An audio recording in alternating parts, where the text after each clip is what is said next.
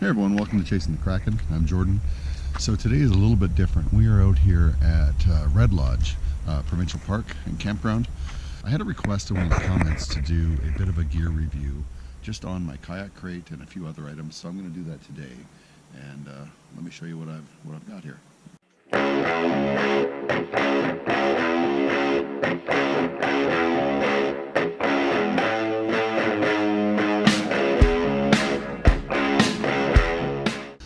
This is my kayak crate. Now, it's a bit of a jumble because I just loaded it up as we were getting ready to go. So let me take a few items out just so that you don't think this is normally how I pack it. So a couple of features on this kayak crate. So first of all, let's talk about the base. So this is based off of two Home Depot milk crates that I bought. It's got a number of things that I've done to it, but in essence, it's a full crate on the bottom, and then this is the bottom of another crate, which is just cut off at the first layer. You can see it sort of down here. So essentially, I just cut it off here. So unfortunately, this part is pretty much scrap. It's good for, I guess, I always say it's good for parts. Anyway, and let me organize this a little bit better. I just threw this together. I wasn't 1,000% sure I was going to fish this weekend. So a lot of the stuff was just sort of thrown in. Okay. Oh, brought my fishing knife. I'm glad I had that. All right. So in constructing this, now there's a lot of different ways you can actually just drill holes and hinge this with zip ties. My concern, of course, with zip ties is that, it's kind of a sloppy way to do it. It's not, you don't get a smooth opening. So what I did was I actually bought some metal hinges for it. They're screwed through here. Now, in this case, so underneath here is actually a little 3D printed block just to provide stability. But you can see there's it covers over that nicely. Now, the back of this, unless you want to put your hinges further out, there's no support for your hinge. So what I did was I just designed up and quickly printed some 3D printed blocks that go behind the bolts. So that provides you that bit of a spacer. So what you end up with is a nice, smooth, stable hinge system for it. So that works really well. Now for the top, same sort of deal. I bought these. These are like a little cargo net for your car, and they're open on one end. So essentially anything I want to throw in underneath, you can just toss in there, and when you open it, obviously it retains it.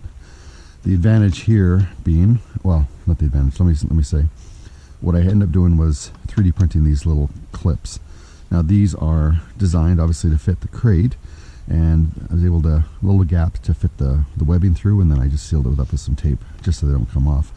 But what that allows me to do is to actually tape that in place, so it gives me a little bit better. And in addition to that, on the one end, you can actually put things inside the webbing between the two layers, and as long as it's light like that, it'll retain it. So that's pretty handy as well. All right, so on the front, same sort of deal.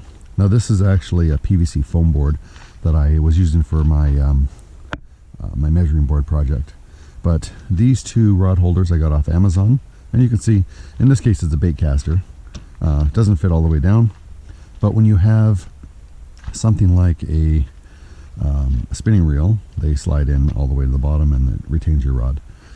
One note of caution about kayak crates, as I found out in my last outing, if your seat is all the way back against your crate and you put your rod in here with a lure on it, you're going to get that stuck in the back of your shirt. That's what happened to me, so just be very careful. Actually, while we're on that subject, there's another bungee on the top, and that actually holds another clip so that this goes side by side, so that now you don't have to worry about if it ever did tip, at least the lid's not going to fly open in the water and just spread your contents everywhere. It'll retain it, and that's as simple as lift and pull.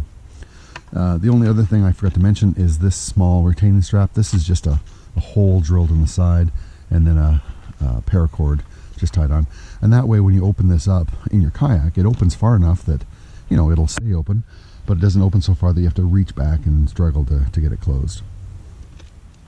Okay, So back to the front. So I have the 2 rod holders. Same sort of deal. I needed some space. I needed to be able to make sure that this didn't interfere. So what I did was I put these spacers in there, and they also allowed me to bolt this through the crate onto the other side. And you should be able to see that really well. The bolts there. Okay, so that's what holds it all together. The only other things that I've done, well, a couple things. So back up to this this webbing, because there's a recess there in the design, kind of like here. What I had to do was I took these are just MDF pieces of board from a home project that I put in as fillers. I didn't want to 3D print a big block like that, but that just allows you to adhere that. This isn't the best system. I may come up with something better, but for right now it holds everything in place. Alright, circling back, now this little block, this is essentially 2 pieces of wood, and it's got a 3D printed spacer with a bit of a felt liner. And my measuring board, when I'm in the kayak, actually it friction fits right into there, and I've never had it even budge. Easy to get out, and it just slides in and retains. So that's been actually really handy. I needed that for tournaments, but just for general fishing, it's good to have your fishing board, just looking around, your fishing board not slide out on you. And I think the only other thing that I can really show you about this is that on the bottom, I actually did put, this is just, what do they call it, EVA foam, and this is actually like a play mat, and these are just zip strapped to the bottom. And the idea there is that, it provides a level of cushioning between your crate and the floor of your kayak well, but also it's a closed cell foam, so if this ever went over, there's hopefully between the cases and that, it adds enough buoyancy that it'll retain. I've never actually thrown it in the water, so that would actually be a good test. Anyway, so on the inside, you've got room for things like first aid kit, random crap that I typically throw in here. Here's my little scale. I can organize this a lot better, but these are actually like a craft box that I got from Dollarama. I just found that the latches weren't as stiff as some of the other options that they had, and I can't remember the size. I'm going to say those are like a 9-inch or a 10-inch. I don't have the things on them anymore, but they're just big enough that they fit in there, and you can arrange them as you like, side by side. You can stack them however you like. And that's pretty much it. So you have easy access. Tools usually go in the kayak when I'm done. Got my little neoprene fish gloves. So that is the kayak crate. Now, the second thing I'll point out is, so how do I actually keep this, all my rods? So I do have a really nice St. Croix rod that I got for Christmas, but these are just my general, whatever, El Cheapo rods.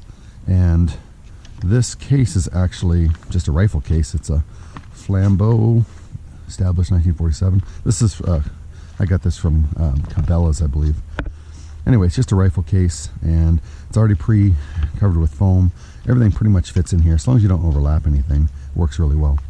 And that allows me to, carry things around without getting them banged up too much. It's pretty forgiving case overall.